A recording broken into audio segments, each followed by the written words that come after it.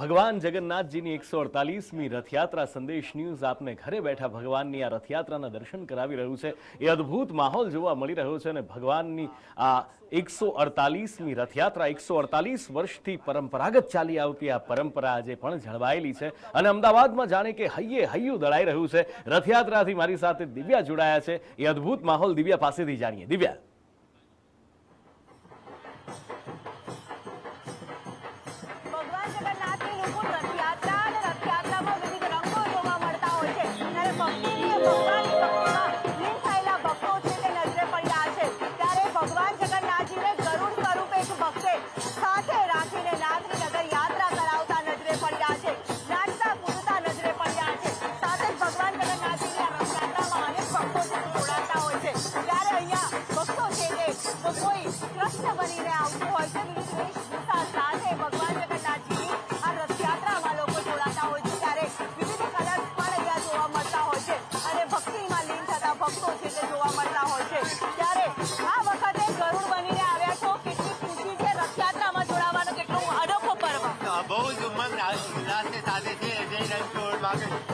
ગરુડજી બન્યા છે એટલે ભગવાનની ભક્તિમાં ગરુડજી બધું સમર્થ કર્યું છે એટલે ગરુડજી બનીને ભગવાનને નગર યાત્રા પડવા નીકળ્યા છે।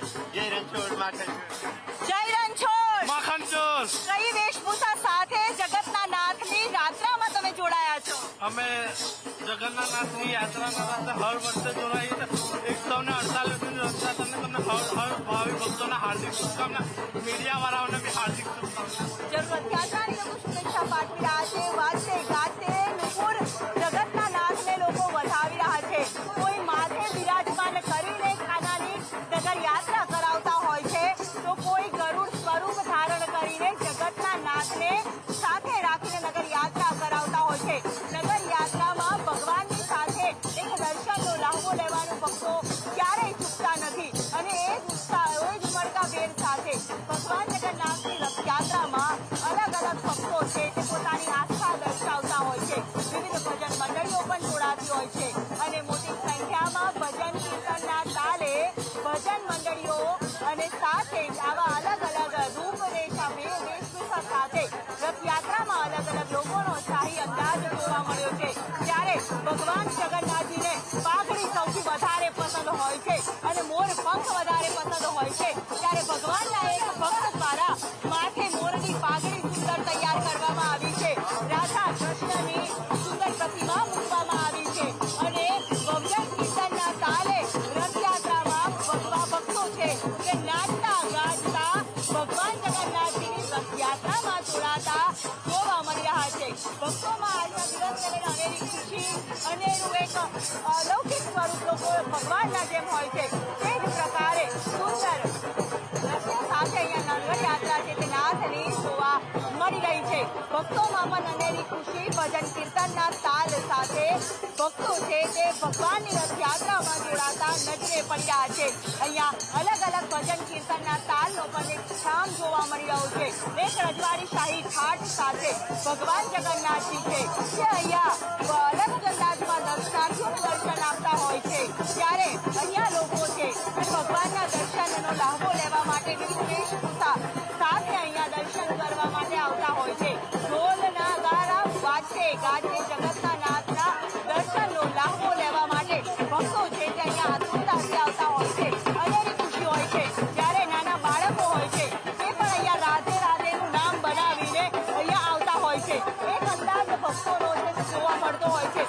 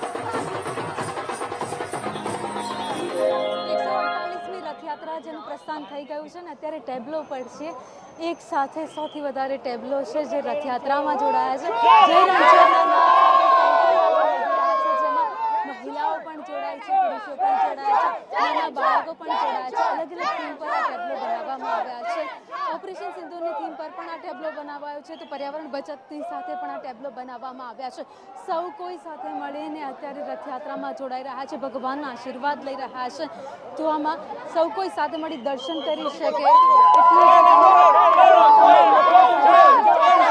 પૂરો પ્રયાસ કરવામાં આવ્યો છે અત્યારે રથયાત્રા છે મંદિરથી પ્રસ્થાન થઈ ગયું છે મંદિરથી પ્રસ્થાન થઈ આગળ વધી રહ્યું છે તો જય રણછોડના નાદ સાથે અત્યારે રથયાત્રા છે જેમાં મહિલાઓ છે મોટી કેટલો ઉત્સાહ કેટલો બહુ જ ઉત્સાહ છે તો ગરબા કરીશું ચાલો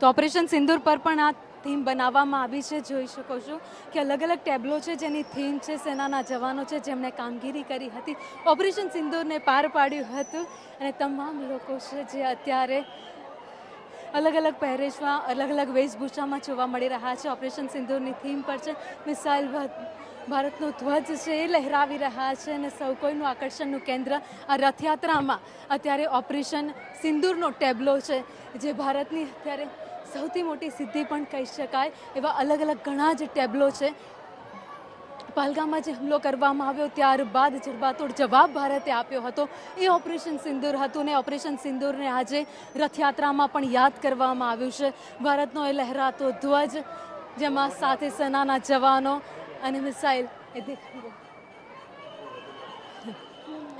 તો અહીંયા પોલીસનો પણ ચાંપતો બંદોબસ્ત છે સુરક્ષા વચ્ચે અત્યારે એક પછી એક ટેબ્લો પસાર થઈ રહ્યા છે બિલકુલ ભાવિની અને અદ્ભુત માહોલ અત્યારે અમદાવાદના આંગણે આ દેખાઈ રહ્યો છે હૈયે હૈયું દળાઈ રહ્યું છે આ રથયાત્રાના એક એક રંગ સંદેશ ન્યૂઝ આપને ઘરે બેઠા બતાવી રહ્યું છે